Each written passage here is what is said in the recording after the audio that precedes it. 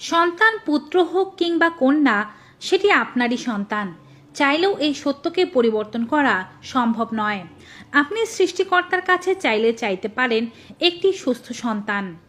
ছেলে সন্তান পেটে আছে নাকি মেয়ে সন্তান পেটে আছে, তা অনেক বাবা মায়েরই জানার কৌতূহল থাকতে পারে।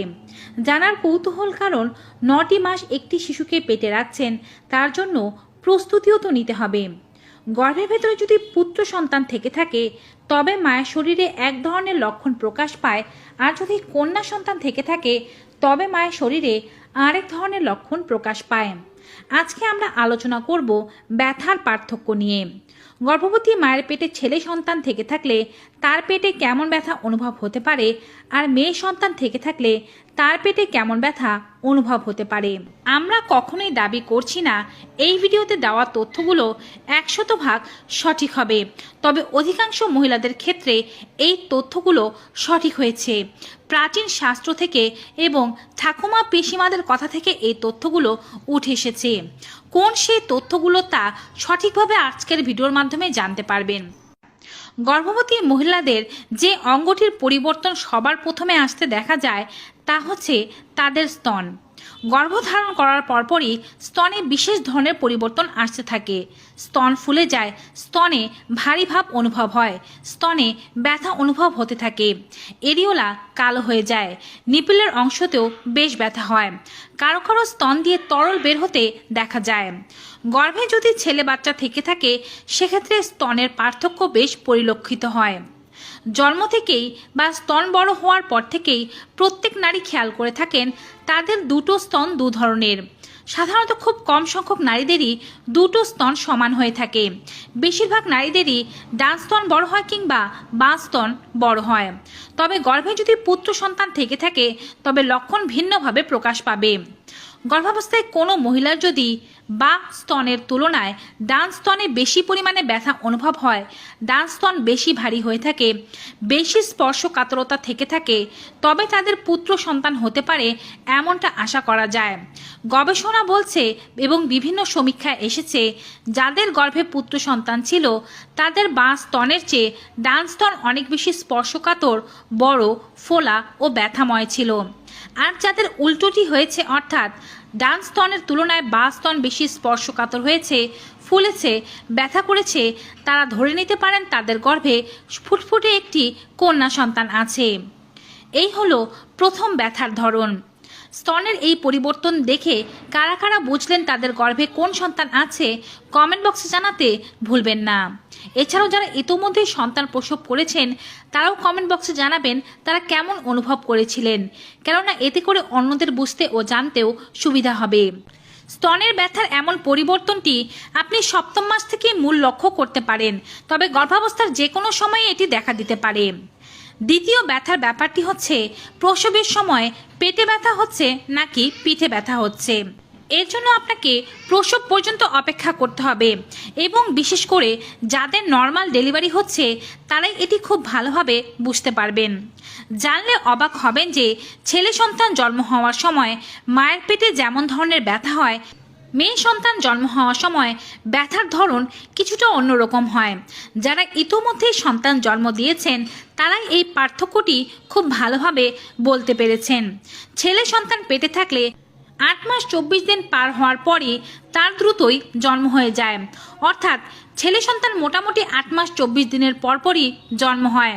নর্মাল ডেলিভারির জন্য পেইন উঠে যায়, কিন্তু পেটে যদি মেয়ে সন্তান থেকে থাকে সেক্ষেত্রে 9 মাস কমপ্লিট হওয়ার পরে তাদের ডেলিভারি পেইন ওঠে। সেক্ষেত্রে পেইনের মধ্যেও পার্থক্য রয়েছে। মায়েরা বলেছেন ছেলে সন্তান যখন পেটে থাকে তখন নর্মাল ডেলিভারির পেইন পিঠের নিম্নাংশের মাঝখান থেকে উঠতে শুরু করে। আস্তে আস্তে এ ব্যথা পিঠের নিম্নাংশের এই মাঝের থেকে পেটের দিকে, তলপেটের দিকে ছড়াতে থাকে। তলপেট থেকে এ ব্যথা থাইয়ের দিকে ছড়াতে থাকে। মূল ব্যথা তারা পিঠের কাছাকাছি অনুভব করে থাকেন। আপনিও যদি এমন ব্যথা দিয়ে আপনার ডেলিভারি পেইন অনুভব করতে শুরু করেন তবে বুঝবেন আপনার পুত্র সন্তান হবে। আর যদি 9 মাস কমপ্লিট হওয়ার পর আপনার ব্যথা হতে থাকে এবং সে ব্যথা পিঠের তুলনায় পেটের নিম্নাংশে আপনি বেশি পরিমাণে অনুভব করেন, অর্থাৎ তলপেটের দিকে উঠতে থাকে এবং সেটি আস্তে আস্তে থাই ও পায়ের দিকে ছড়াতে থাকে, তবে হতে পারে আপনার কন্যা সন্তান হবে। পুত্র সন্তান বা কন্যা সন্তানের মায়েরা আরও এক ভিন্ন ধরনের তথ্য দিয়েছেন।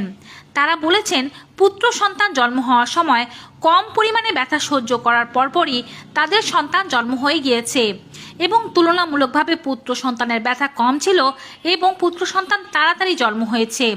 কন্যা সন্তানের ক্ষেত্রে কিছুটা ভিন্নতা লক্ষ্য করা গিয়েছে। কন্যা সন্তান জন্ম হওয়ার আগে ব্যথা বেশ তীব্র হয় এবং দীর্ঘ সময় ব্যথা সহ্য হওয়ার পরে মায়ের ডেলিভারি হয়ে থাকে। এই হচ্ছে দ্বিতীয় ধরনের ব্যথার লক্ষণ। এবারে বলছি পেটের ব্যথার পার্থক্য থেকেও বা পেটের নড়াচড়ার পার্থক্য থেকেও আপনি বুঝতে পারবেন পেটে কন্যা সন্তান নাকি পুত্র সন্তান রয়েছে। গর্ভাবস্থায় হালকা থেকে মাঝারি পেটের ব্যথা সবাই কম বেশি ভোগ করেছেন এবং এর থেকেও আপনি আলাদা করতে পারবেন কন্যা হবে নাকি পুত্র হবে।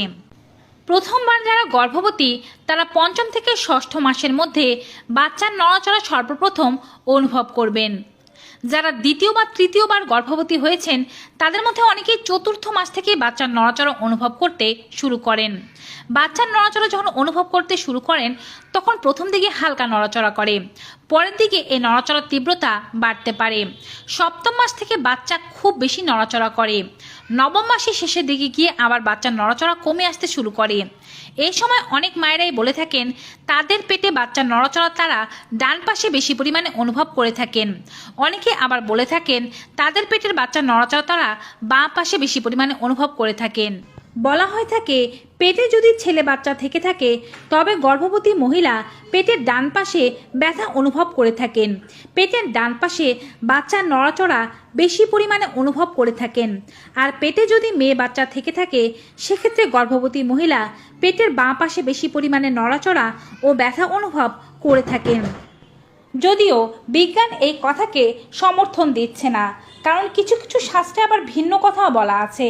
কিছু কিছু শাস্ত্রে বলা আছে যদি পেটে বাঁ পাশে অনুভব করেন নড়াচড়া এবং বেশি পরিমাণে ব্যথা সেক্ষেত্রে ছেলে হতে পারে, আর ডান পাশে বেশি পরিমাণে নড়াচড়া ও ব্যথা অনুভব করেন সেক্ষেত্রে মেয়ে হতে পারে। আসলে এ কথার মধ্যে ভিন্নতা রয়েছে। বিজ্ঞান বলছে যে বাচ্চা যে পাশে স্থাপিত হবে সে পাশেই বেশি নড়াচড়া করবে। ছেলে বা মেয়ে তার উপরে নির্ভর করে বাচ্চার নড়াচড়া সম্পর্কে বলা সম্ভব নয়। তো আপনাদের কার কেমন বাচ্চা হয়েছিল এবং বাচ্চার লিঙ্গ কী ছিল, তারা কোন পাশে বেশি নড়াচড়া অনুভব করেছিলেন তা অবশ্যই কমেন্ট বক্সে জানিয়ে দেবেন। ভিডিওটি ভালো উপকারী মনে হয়ে থাকলে বেশি বেশি শেয়ার করবেন সকলের সাথে, যেন সবাই এই তথ্যগুলো পেতে পারে। আজকের মতো এখানেই বিদায় নিচ্ছি। সবাই ভালো থাকুন, সুস্থ থাকুন। Good bye and take care.